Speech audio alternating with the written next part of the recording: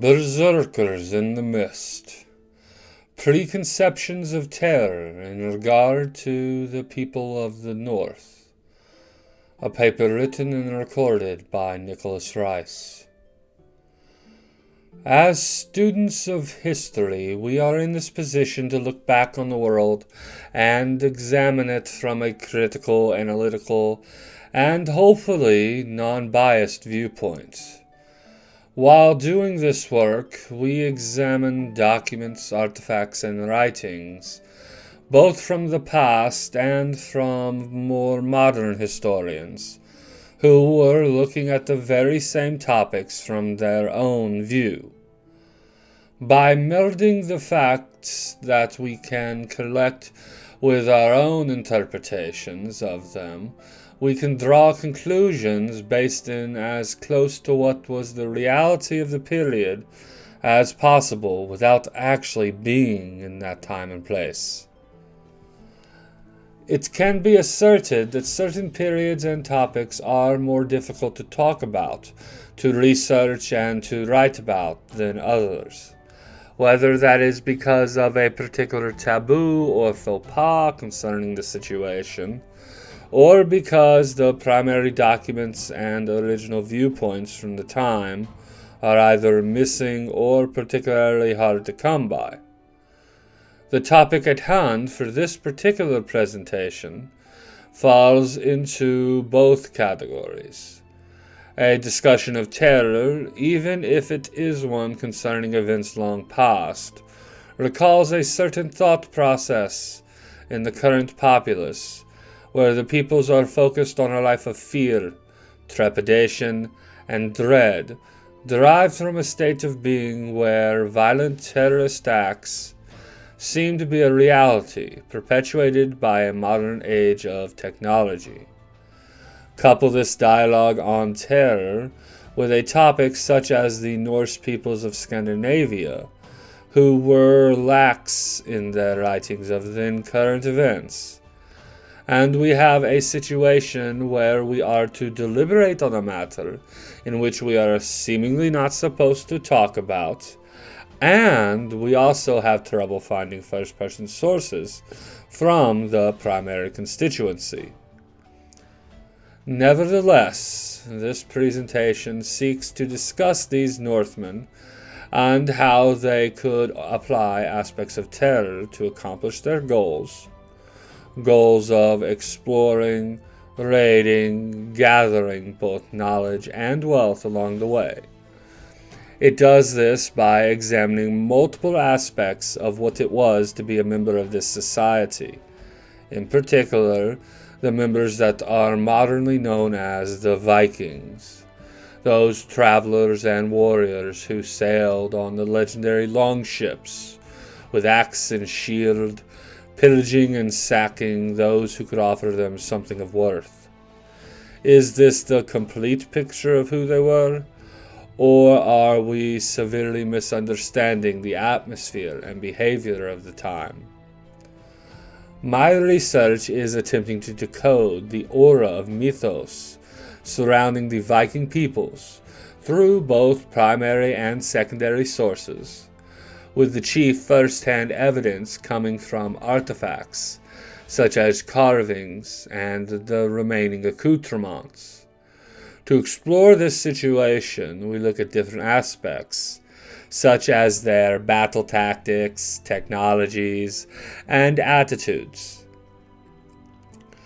This paper also has a special focus, one that it seemingly discusses on the side, so to speak, but instead hopes to enhance on one particular aspect of our modern understanding of what a Viking was.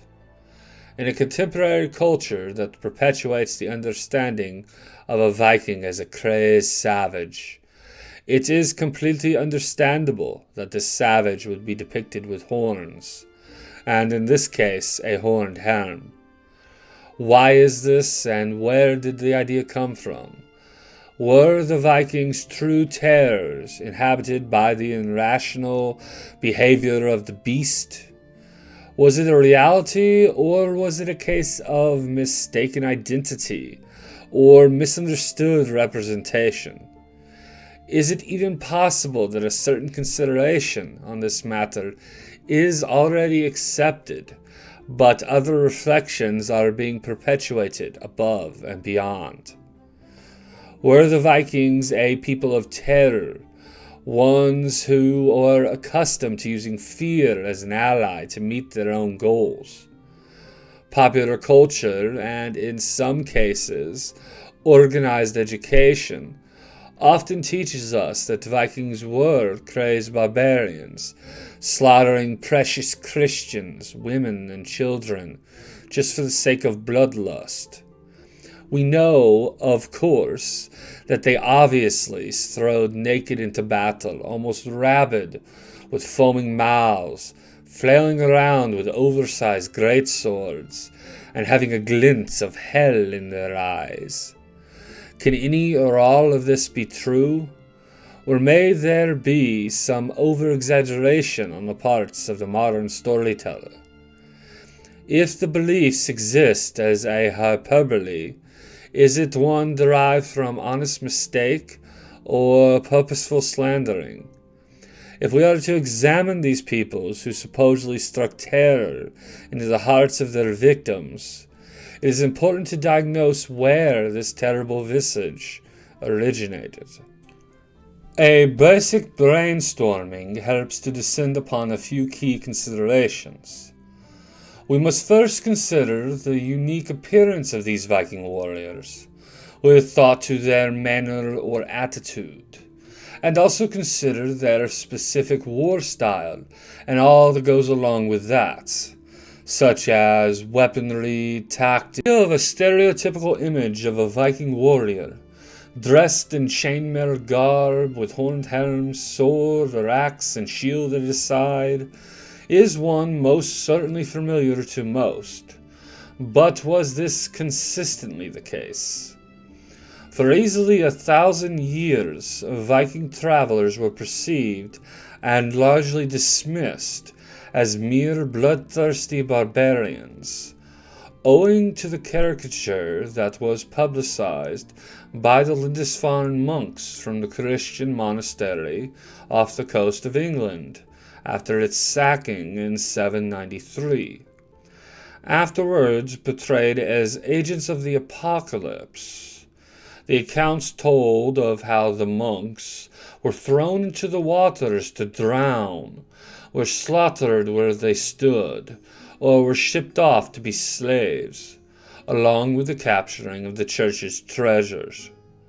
Rightfully explained, according to British Museum curator Gareth Williams, this is a description to be understood as inflammatory, explaining, if your monastery is being burned down, you don't take time to admire the beautiful jewelry worn by the people burning down your monastery.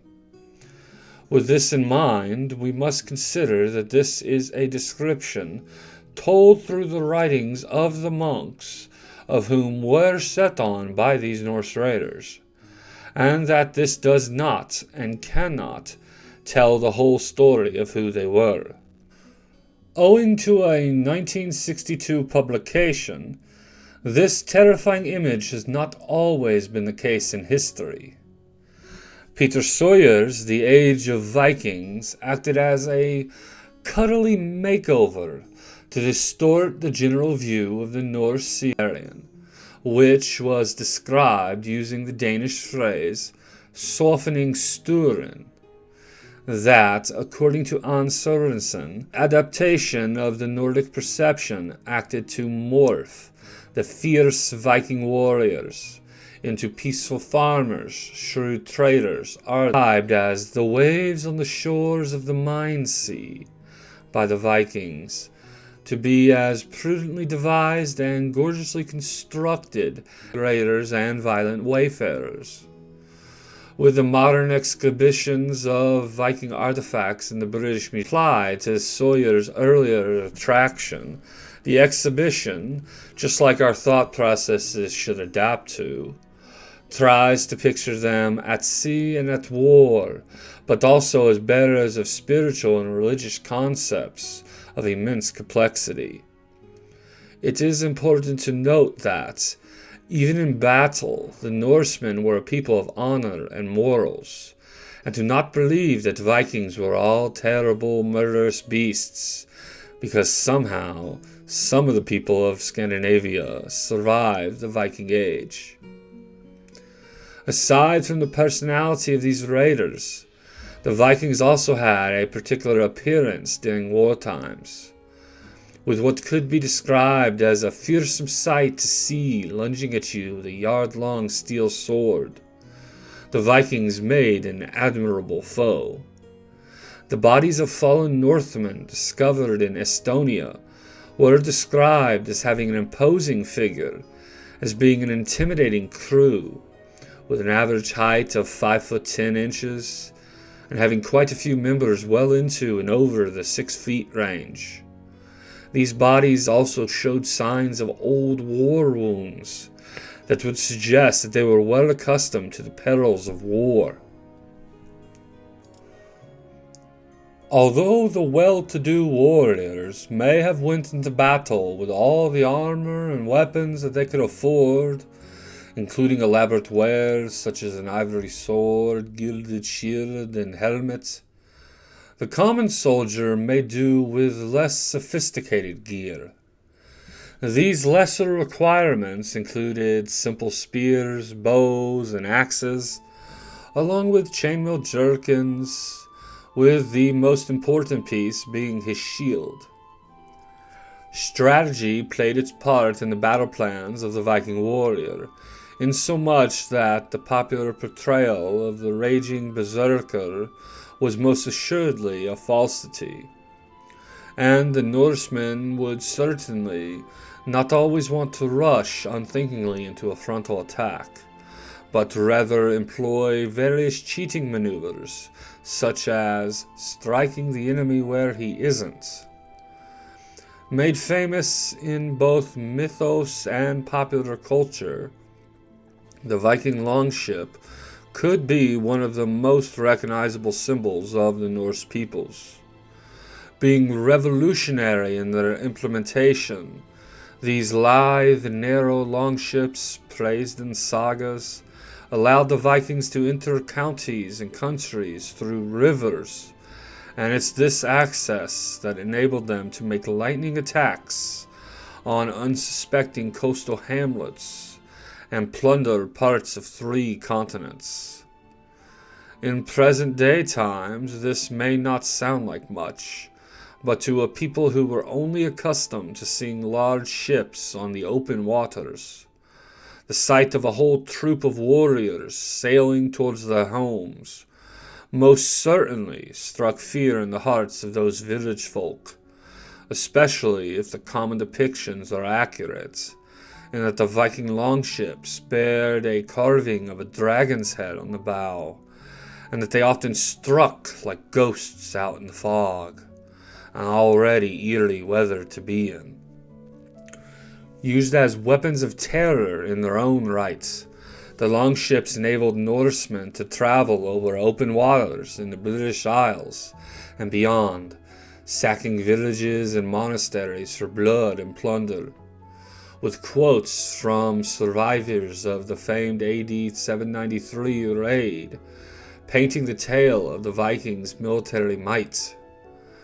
The ravages of heathen men miserably destroyed God's church on Lindisfarne with plunder and slaughter.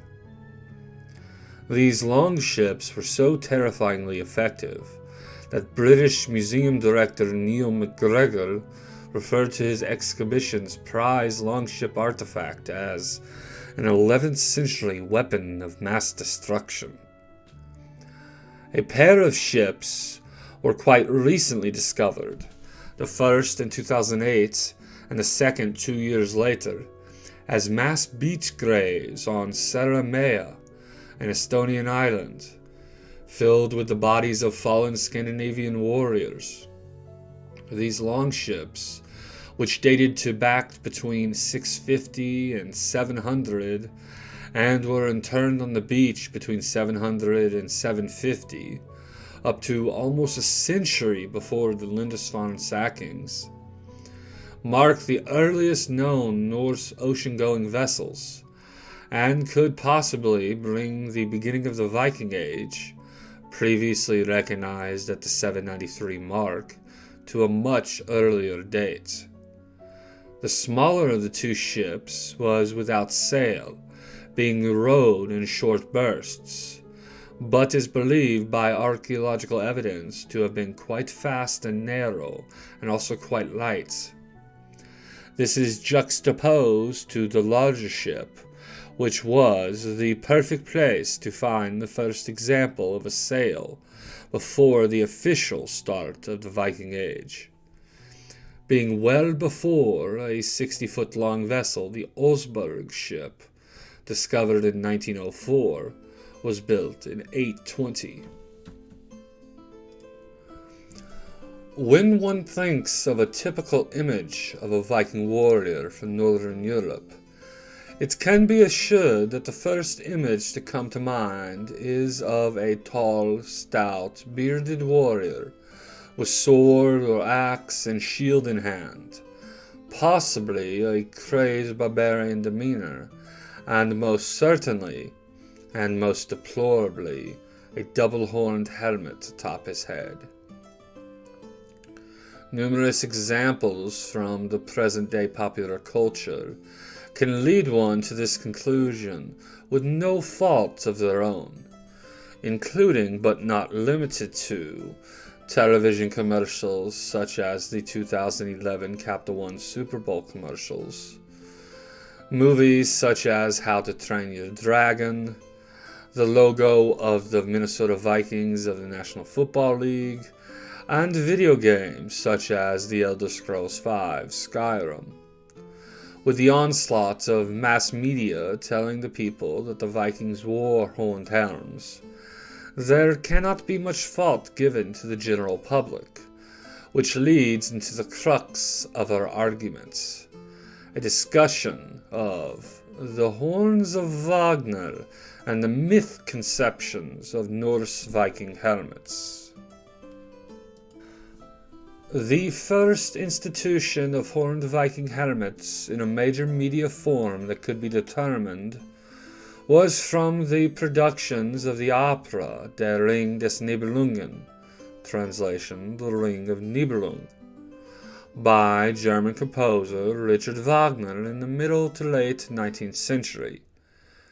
It could be said that in his ambitious opera, Richard Wagner fused fantasy based on epic and lore with seamless scores, using landscapes and urban images to forge spatial order on stage, in that he invested much effort on stage to recreating past environments echoing a visionary reality, thus combining Norse religious beliefs and texts with a firm foundation of geographic realness to produce an end result that both captivates and mesmerizes the audience.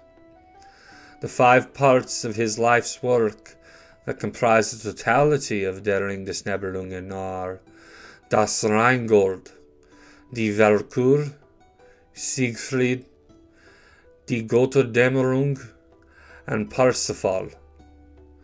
We'll circle back to Richard Wagner and his operas a bit later in the paper. The purpose of this case study, within an already specific presentation, is to explore the helmet armor of the Vikings, and to determine what the possible reasoning is for their abundant representation within the current day, and to do this by giving a description of the Viking helmet from a combination of secondary source research, remaining artifacts, and carved stone artworks, with special thoughts towards the lack of horns, and a hypothesis as to where Wagner drew his inspiration for his now classical horned helmets. The skald Ottar Svarte sang out that across the Baltic foam is dancing, shields and swords in helms glancing. There are copious depictions of Viking men wearing helmets during the time period, but the type that is generally seen represented is not of the horned helmets, but of a cone-shaped hat, and it is possible that these were generally made of leather.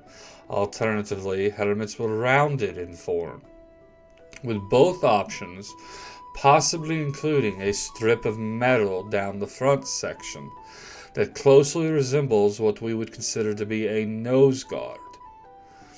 In fact, many laws decreed what every healthy male adult must possess. These were known as fork weapons, and were probably called as such because the original definition of folk was warband. The basic Swedish requirements were shield, sword, spear, and iron hat for each man, while a mail coat or protective jerkin and a bow and 3 dozen arrows had to be provided for each rowing bench. And in Denmark, the ordinary man needed sword, iron hat, spear, and shield. It is easy enough to accept that wealthy Vikings could afford an iron helmet, but given the scarcity of remains of the helms, common sense denotes that the shield was the most widely recognized piece of Viking armor, and was part of every warrior's equipment. The remaining artifacts of helms are few, which could be suggesting that the Norse warriors either did not wear them, or they were made of leather and did not survive. And the one thing that rings true is that the few helmets that have been recovered are made of iron, have a protective nose guard, and are reinforced with 2 crossed iron bands over the top. A leather hood was likely worn under the helmet as a cushion to reduce the shock of metal on metal. It bears repeating that the Vikings did not wear horned helmets that the opponent could have grabbed, controlling the wearer's head in the same way a bull can be controlled. But most simply, this is because horned helmets would have restricted mobility. They would have been impractical for the efficient Norsemen. That is not to say that horns were not valuable, such as war horns for summoning the men, and drinking horns for consuming the mead. As one author says, it is, one fears, too late to scotch the myth that the Vikings wore horned helmets, even though, while searching the existing illustrations of Norse warriors from Scandinavia, the majority of all will have pointed heads of a simple conical cap, most probably of leather, for it seems to have been the normal protection for the head of a Viking warrior. With some of the general ideas from basic scholarship aside, it is now important to examine some of the specific instances in which academics have found the descriptions of helmets listed in order to better understand the actual representations of Norse warriors and survey which types of helmets can be found in order to help determine Wagner's inspirations. According to Foote and Wilson, another piece of armor which in the early Viking period was probably only worn by the wealthy was the helmet.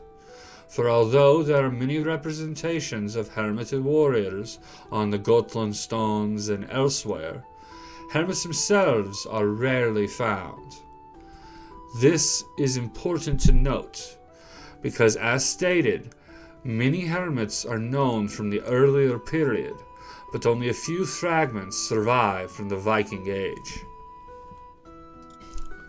No academic that was examined had included more specific instances of the mentioning of Viking helmets Then Martina Sprague. She noted that King Magnus Barefoot, for example, had a helmet on his head to go along with the mentioning of a gilded red shield and ivory-hilted sword of Legbit. It was said that when Sigurd struck Lingi, a king he had clave him down both helm and head. She also stated that Hakon the Good of Norway fully intended to go into battle with all the weapons and body armor he could find, including a gilt helmet on his head, and that when King Harald Hardrada had fought in England, he had his men lay aside their armor because of the uncommonly fine weather and hot sunshine. The warriors were so merry that they went ashore only with their shields, helmets, spears, and swords. One of the most impressive passages describing the use of helmets is ascribed to King Olaf Haraldsson, who wore impressive armor, a gold-mounted helmet on his head, and the men he brought to battle were all wearing a foreign helmet, so that he could not be wounded. Even sellswords that expected to earn his favor had to be properly armored.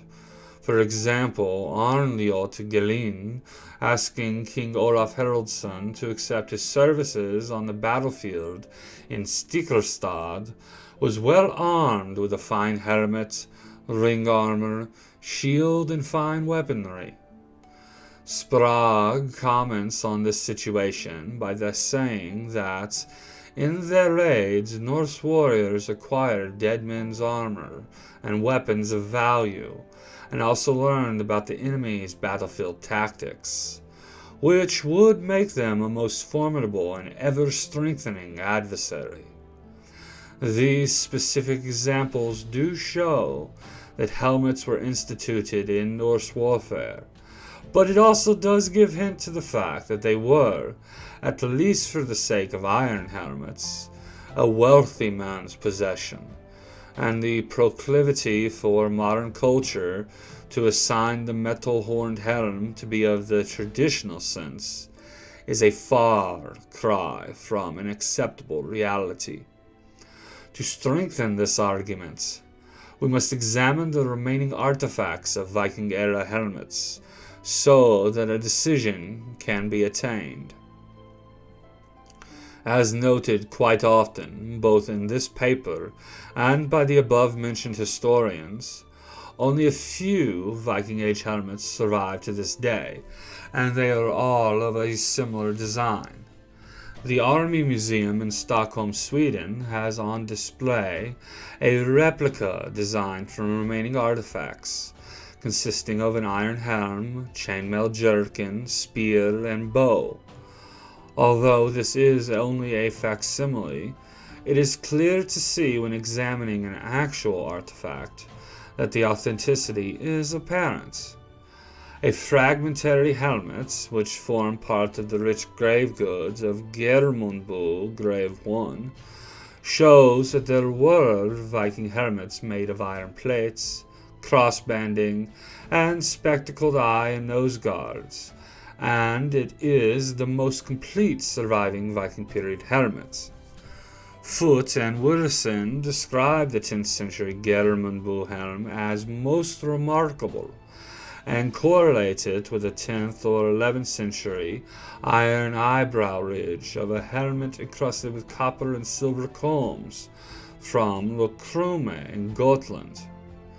They compare the Lokrume eyebrow ridge with the so-called helmet of St. Wenceslas in Prague Cathedral, but state that although one might consider this national treasure of the Czechs as a Viking product, recent research by Dagmar Hedova negates the relationship. Artifacts are not all that remains from the Viking period. Artistic depictions are numerous.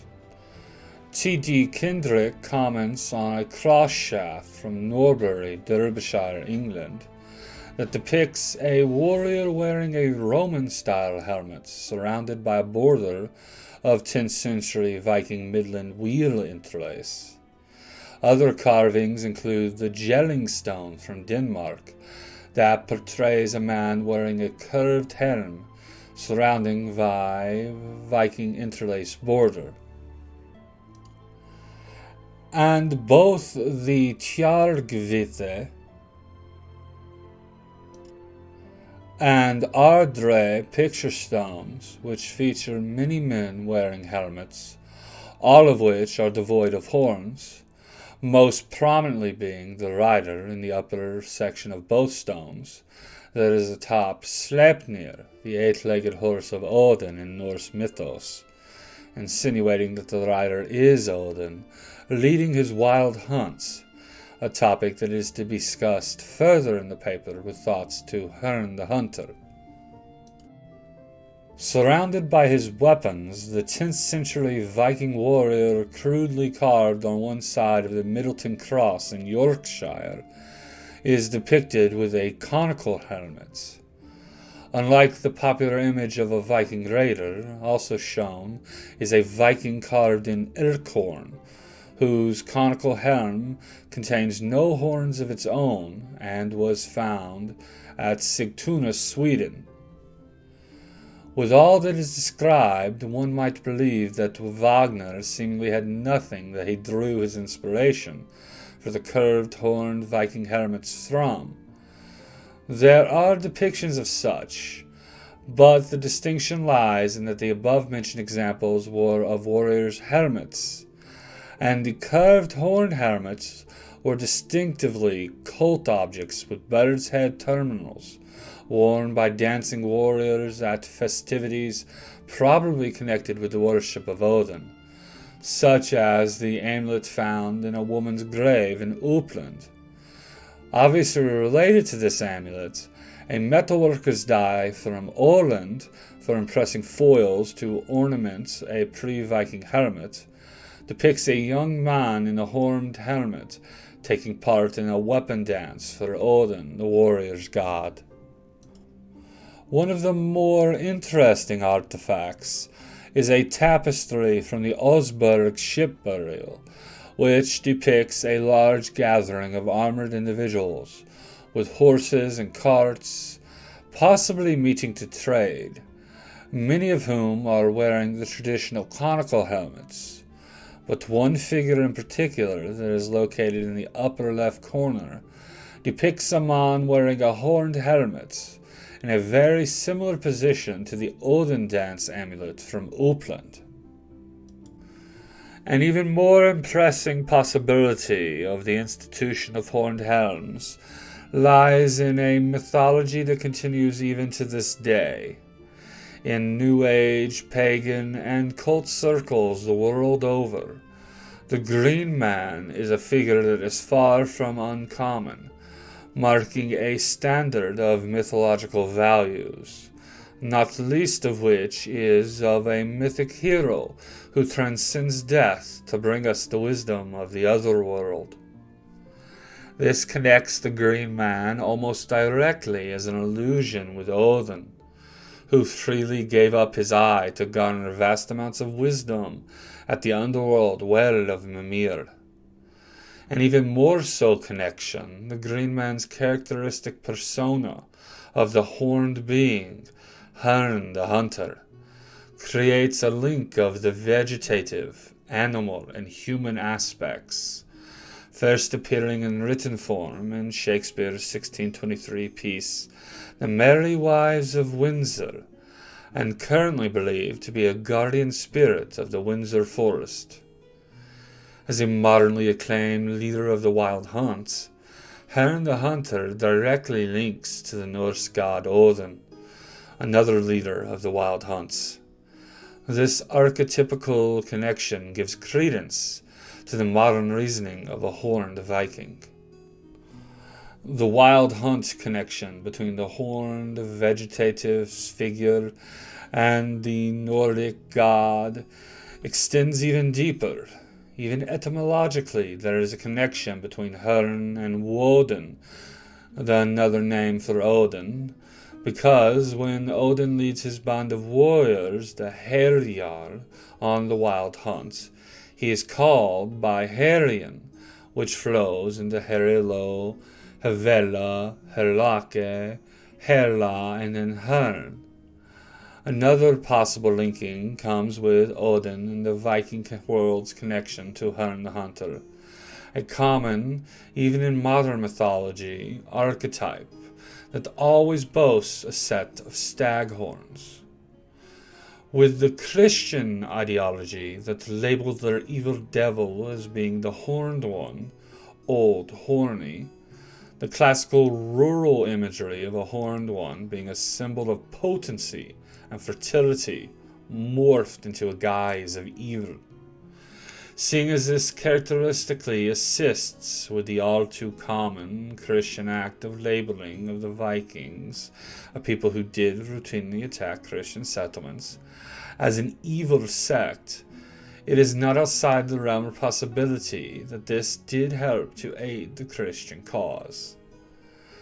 From the research, we can certainly determine that Viking warriors certainly had helmets at their disposal, and it is likely only the wealthy would have actually had iron ones.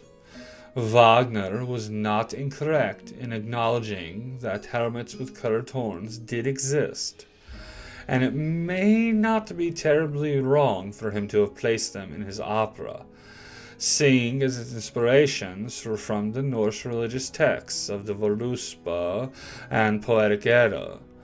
For the common representation of a Viking raider that is often seen in popular culture, the only possible conclusion is that there is a distortion that could have derived from a misunderstanding of the text of Der Ring des Nibelungen in common thinking, a misunderstanding of religious artifacts, or a connection to a more nature-based archetype and the lambasting of rural symbolism for the benefit of mass religious fervor. As a concluding note, we should hypothesize as to what is the essence of a Viking. Were they truly a people of terror? It would not be outside the realms to believe so, but that seems to not paint a complete picture. Were they a peaceful people? One would be hard-pressed to find an agreeable audience for that notion. But they certainly cannot be seen as true mere brutes. They were most certainly an ingenious race, one whose skilled craftsmen and inventors were creating beautiful works of stone carving and bringing to fruition a nautical vessel well beyond the skills of other peoples of the period. If they were a rich culture of poets, artisans, technicians, and the like, then why are they degraded to a mere ruthless savage, a pagan barbarian? Could we be a people obsessed with being terrified? We have children's stories of the boogeyman, an overabundance of horror movies, and a constant stream of public media never 2 seconds away from telling us of some act of violence or terrorism, whether that be a block from our home or half a world away. Does this speak to a level of societal fear that is being forced on by some overarching and scheming oligarchy or other such system? Or does it speak to a higher matter that could be associated with the essence of the human psyche? I certainly cannot claim the qualifications to lend any assertions, but this does draw on some suggestions for the future plans associated with the advancement of Viking research and academic writings. So much is written about what we know and do not know concerning the Viking explorations and raids, but it seems a more simplistic approach is necessary. In sooth, Vikings were a small part of the Norse world, with the Viking being more of a profession or duty imparted to a sect of people but others lived more agrarian lives back in the motherland. An exploration of this bucolic and pastoral life, the lives of the everyman, would seem fitting to help flesh out a fuller picture of what it was like to live in Scandinavia during the era of these Vikings. As an end to a piece concerning these Northmen, a quote from one of the sagas, in particular the saga of Gungu Hrof, seems more than fitting. I'd like to thank those who've listened and enjoyed the story, and since those who do not like it won't ever be satisfied, let them enjoy their own misery.